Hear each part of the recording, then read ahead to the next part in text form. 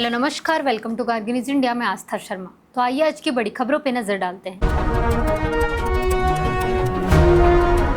प्रधानमंत्री नरेंद्र मोदी ने ओस्लो में हुए तीसरे इंडिया नॉर्डिक समिट में डेनमार्क, फिनलैंड, आइसलैंड, नॉर्वे और स्वीडन के नेताओं के साथ बैठक की। भारत और नॉर्डिक देशों ने ऊर्जा, रक्षा, हरित तकनीक और डिजिटल इनोवेशन जैसे क्षेत्रों में सहयोग और मजबूत करने पर जोर दिया। केंद्रीय गृह मंत्री अमित शाह ने बस्तर के विकास और माओवादी हिंसा खत्म करने के लिए सरकार की योजनाओं का खाका पेश किया।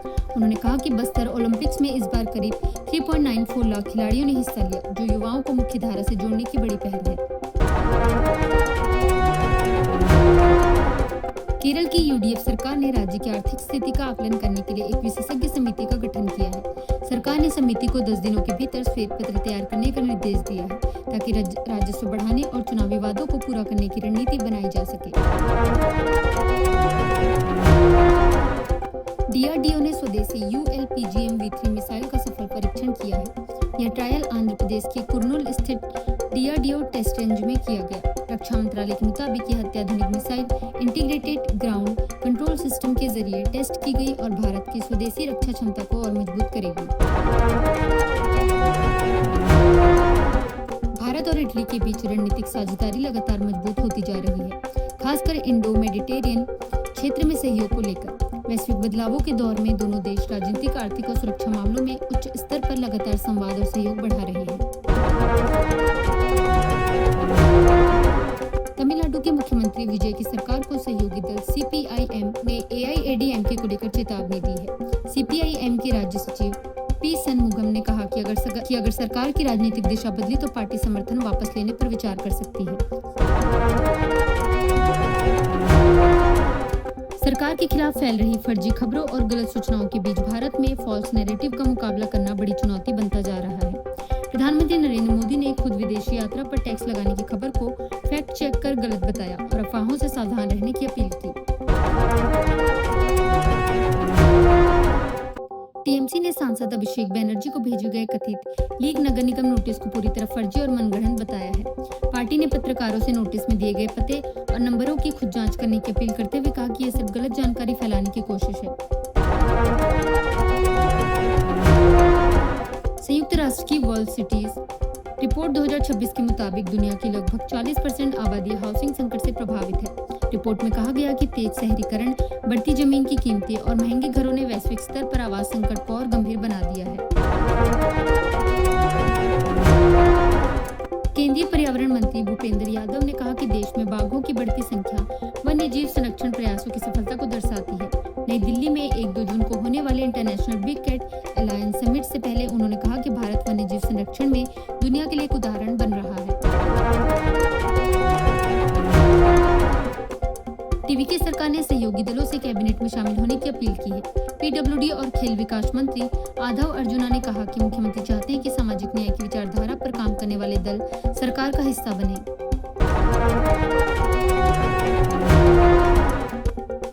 देश भर में ऑनलाइन फार्मेसी के विरोध में केमिस्ट संगठनों की एक दिन की हड़ताल शुरू हुई, जिसका असर कई राज्यों में मिला-जुला देखने को मिला।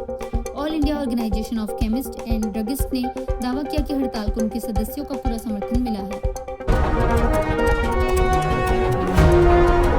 अभिनेत्री और टीएमसी सांसद सयोनी घोष ने साफ कहा है कि उनका अभिषेक बैनर्जी से जुड़ी किसी संपत्ति से कोई संबंध नहीं है। उन्होंने फर्जी खबरें फैलाने वालों को चेतावनी देते हुए कहा कि मानहानि की कोशिशों पर कानूनी कार्रवाई की जाएगी। संयुक्त राष्ट्र ने भारत की 2026 जीडीपी ग्रोथ का अनुमान घटाकर 6.4% कर दिया है, लेकिन इसके बावजूद भारत दुनिया की सबसे तेजी से बढ़ती बड़ी अर्थव्यवस्थाओं में बना हुआ है।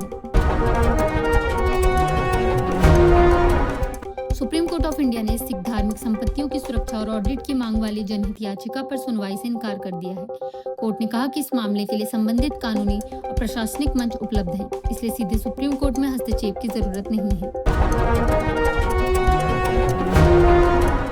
डोनाल्ड ट्रंप ने दावा किया कि खाड़ी देशों के नेताओं ने उनसे ईरान पर नया हमला रोकने की अपील की थी, लेकिन बाद में उन्हीं देशों के अधिकारियों ने उन्हें कहा कि ऐसा किसी सैन्य योजना की जानकारी नहीं थी। चीन के राष्ट्रपति शी जिनपिंग ने रूस के राष्ट्रपति व्लादिमीर पुतिन से मुलाकात के दौरान मिडिल ईस्ट युद्ध पर चिंता जताते हुए कहा कि दुनिया जंगल के कानून की ओर लौटने के खतरे में है। केरल के मुख्यमंत्री वीडी सतीसन ने विवादित के रेल सिल्वर लाइन प्रोजेक्ट को रद्द करने का ऐलान किया है। तिरुवनंतपुरम को कासरगोड तक बनने वाली इस हाई स्पीड रेल परियोजना का पिछली एलडीएफ सरकार के दौरान जमीन अधिग्रहण और पर्यावरण मुद्दों पर भारी विरोध हुआ था।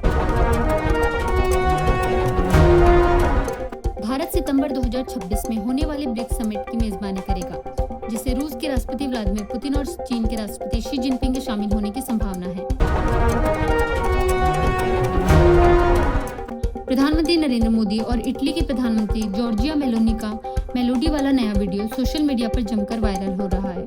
मेलोडी टॉफियों के साथ बने इस मजेदार क्लिप पर लाखों व्यूज है। वहीं इंटरनेट पर मीम्स और मजाकिया रिएक्शन की बाढ़ आ गई है। डोनाल्ड ट्रंप ने ईरान पर फिर बड़े हमलों की चेतावनी दी है, जिसके बाद मिडिल ईस्ट में तनाव और बढ़ गया है। विशेषज्ञों का कहना है कि जवाब में ईरान तेल ठिकानों और अहम समुद्री रास्तों को निशाना बनाकर वैश्विक अर्थव्यवस्था पर दबाव बना सकता है।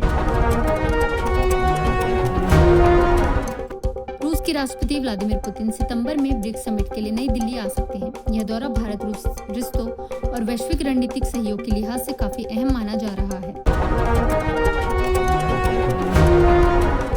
ईरान ने अपने सुप्रीम लीडर मुजतबा खामेनेई की चोटों को लेकर चल रही अटकलों को खारिज करते हुए कहा कि उनके कान के पीछे सिर्फ हल्की सी खरोंच आई थी और वह पूरी तरह स्वस्थ हैं। अमेरिका के राष्ट्रपति डोनाल्ड ट्रंप ने दावा किया है कि अमेरिका ईरान पर नए हमले करने से सिर्फ 1 घंटे दूर था। आखिरी समय पर फैसला टाल दिया गया। उन्होंने कहा कि अगर ईरान जल्द शांति समझौते के लिए तैयार नहीं हुआ तो हालात और गंभीर हो सकते हैं। असम सरकार ने टाटा सेमीकंडक्टर प्लांट के पास बनने वाली सैटेलाइट टाउनशिप के लिए जमीन सर्वे फिलहाल रोक दिया है। आदिवासी समुदायों के विरोध के बाद सरकार ने यह फैसला लिया। लोगों को अपनी जमीन और विस्थापन का डर था। ये थी आज की बड़ी खबरें। बने रहिए गार्गी न्यूज इंडिया के साथ। मैं आस्था शर्मा, धन्यवाद।